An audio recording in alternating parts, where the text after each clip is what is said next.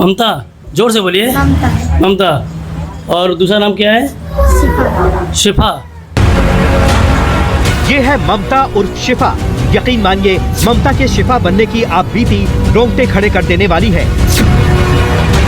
Agra police ने ममता उर्फ शिफा को अब्दुल रहमान के ठिकाने से रेस्क्यू किया है, यानी दिल्ली में चल रही अब्दुल रहमान की धर्म परिवर्तन वाली फैक्ट्री से।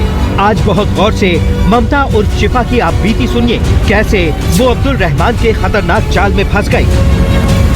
मेरा नाम ममता है, मैं गांव समचाना निवासी और रोहतक जिला और थाना मेरा सांपला है, तहसील भी। मैं फेसबुक पे किसी जुनैद नाम के लड़के के साथ मतलब प्रेम जाल में उन्होंने मुझे फंसा लिया था। उसके बाद यहाँ आके मेरा अब्दुल रहमान जी के घर ला के उन्होंने मेरा ब्रेन वॉश किया। उसके बाद मेरा धर्म परिवर्तन करवाया। तो उस अब्दुल रहमान को जो है आगरा पुलिस भी ढूंढ रही थी और अब्दुल रहमान के घर जो मैं एक बंधक की तरह भी रह रही थी और मैं वहाँ से खुद को निकालना भी चाह रही थी। तो जब अब्दुल रहमान को पकड़ा गया तो मुझे भी वहाँ से लाया गया। तो मैं आगरा पुलिस का और योगी जी का मैं धन्यवाद करती हूँ कि मैं यहाँ से निकल गई, सुरक्षित निकल गई।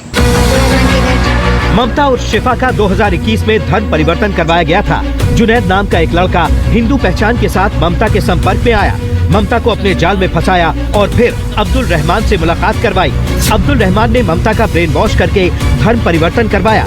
चौंकाने वाली बात यह है कि धर्म परिवर्तन के बाद लड़कियों को अब्दुल रहमान के ठिकाने पर बंधक बनाकर रखा जाता था।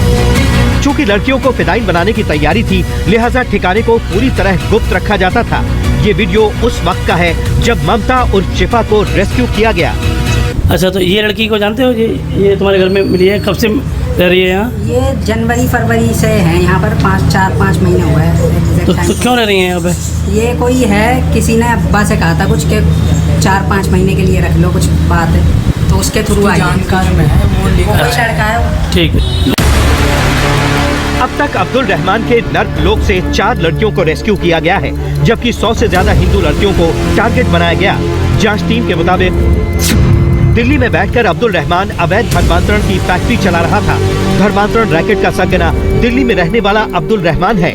दिल्ली, गुजरात, राजस्थान, हरियाणा, बंगाल, यूपी समेत देश भर में नेटवर्क है। अब्दुल रहमान के तार ISIS और लश्कर से जुड़े हुए हैं। डार्क वेब, सिग्नल ऐप के जरिए हिंदू लड़कियों को जाल में फंसाया जाता था। अब्दुल की धर्मांतरण फैक्ट्री का इंजीनियर है पीयूष उर्फ मोहम्मद अली।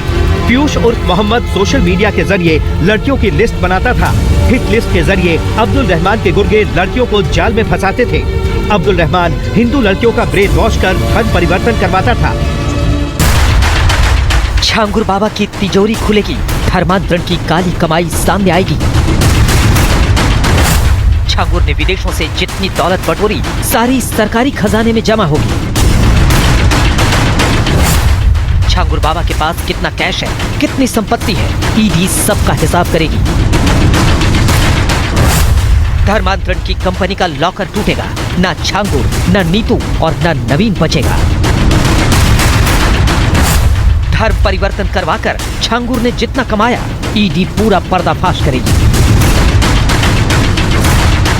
अब एक तरफ तो छांगुर बाबा पर जबरन धर्म परिवर्तन करवाने का आरोप लगाने वाले पीड़ित मुकदमों का अंबार लगा रहे हैं और छांगुर बाबा पर एक से बढ़कर एक सनसनीखेज खुलासे हो रहे हैं। ये हैं ज्योतिर्मय रॉय, जिनको छांगुर बाबा की मंडली ने नजीब बनाने की भरसक कोशिश की। ज्योतिर्मय को इशिता नाम की लड़की ने पहले प्रेम जाल में फंसाया, जो बाद में आफरीन निकली। लखनऊ के घर में कोई न मौलवी मौलाना आता रहता था, हमसे मिलवाते रहता था कि प्रलोभन देने के लिए कि आप हिंदू धर्म अगर छोड़ते हो, मुस्लिम धर्म में आ जाते हो तो आपको क्या क्या चीज़ें आपको मिल सकती हैं। क्या जैसे कि तरक्की होने लगेगी, जन्नत के रास्ते खुल जाएंगे और भी नौकरी पैसा मिलने लगेगा। 3-4 एग्जाम्पल भी देते थे। वहीं एक हिंदू आदमी है, उनका एग्जाम्पल देते थे कि देखिए ये हिंदू से मुस्लिम बन गए हैं। बड़ी बात यह है कि ज्योतिर्मय और आफरीन की 2 बेटियां भी हो गई। इसके बाद ज्योतिर्मय का आरोप है कि उसके बच्चों के नाम पर ब्लैकमेल किया गया। उसको जबरन धर्म परिवर्तन करने के लिए कलमा पढ़वाया, रोजा रखवाया, नमाज पढ़वाई और नजीब बनाने की हर मुमकिन कोशिश की। वो लोग हमसे बेटिया को ये कि जान से मार देंगे ऐसे करके हमसे कलमा पढ़वाया गया, रोजा रखवाया गया और नमाज पढ़वाया गया। जब ऐसा नहीं करने से मना करते थे तो मारपीट करते थे।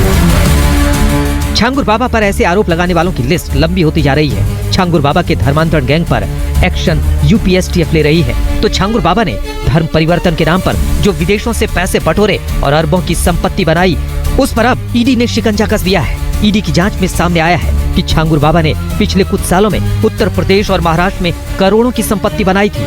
आज तक के हाथ लगे दस्तावेजों के मुताबिक ईडी अब जल्द ही इन 75 करोड़ रुपए की संपत्तियां अटैच करने जा रही है, जिसमें 11 बीघा जमीन है, जिसमें से 3 बीघा जमीन उतरौला गांव में है, जो साल 2021 में 65 लाख रुपए में खरीदी गई थी। उसी तरह से 5 बीघा जमीन जो 2020 में 1.25 करोड़ में खरीदी गई थी। बलरामपुर में 3 बीघा जमीन जो 2021 में 42 लाख रुपए में खरीदी गई थी। अब ईडी इसे कुर्क करेगी। इसके अलावा यूपी के अलग अलग शहरों में 5 रिहायशी मकान जो कुल 20,000 वर्ग फीट से भी ज्यादा है, ये सारे घर साल 2020 और 21 के बीच खरीदे गए, इन्हें भी ईडी कब्जे में लेगी। इसी तरह से 2 कमर्शियल प्लॉट जो 4600 वर्ग फीट से भी ज्यादा के हैं, इसे भी ईडी कुर्क करने के लिए तैयार है। महाराष्ट्र के लोनावाला में 2023 में खरीदी गई 16 करोड़ रुपए की लग्जरी प्रॉपर्टी भी ईडी कुर्क करने जा रही है। चौंकाने वाली बात यह है कि इनमें से ज्यादातर प्रॉपर्टी छांगुर बाबा के खास नीतू और नवीन के नाम पर है, जिनकी कीमत करीब 75 से 80 करोड़ के बीच है। आज तक के हाथ छांगुर बाबा के प्रॉपर्टीज की पूरी लिस्ट मौजूद है और इसमें सबसे चौंकाने वाली बात यह है कि ये ज़्यादातर प्रॉपर्टीज़ छांगुर बाबा ने साल 2020 से लेकर 2023 के बीच में खरीदी थी। लेकिन यहीं पे ईडी का शक गहराता है कि आखिरकार छांगुर बाबा के हाथ में कौन सा खजाना लग गया।